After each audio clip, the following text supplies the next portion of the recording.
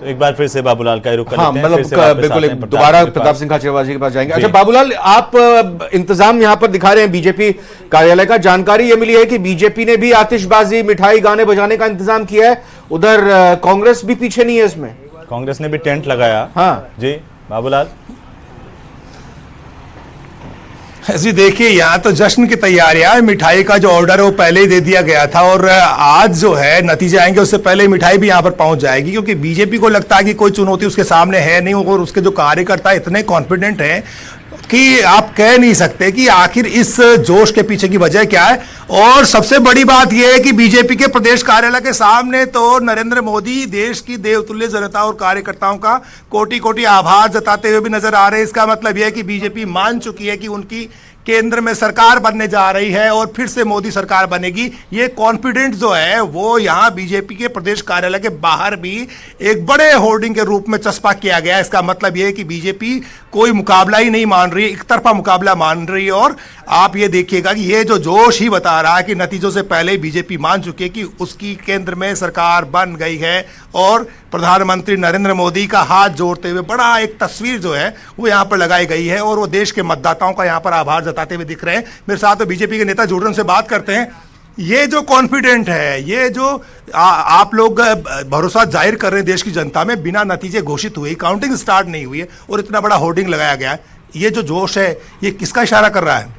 ये तो निश्चित है। आप आज देखिए कि लोकतंत्र का विजय उत्सव कितने धूमधाम से बिल्कुल।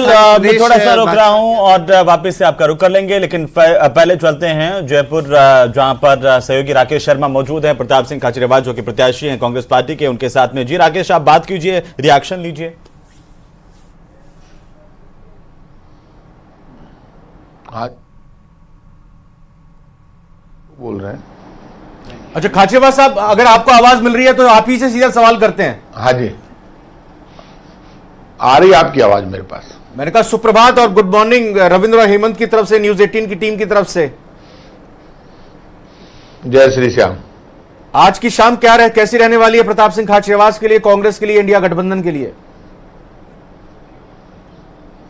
देखिए, हमने तो अर्जी लगाई है, हारे का सारा और बाबा श्याम हमारा।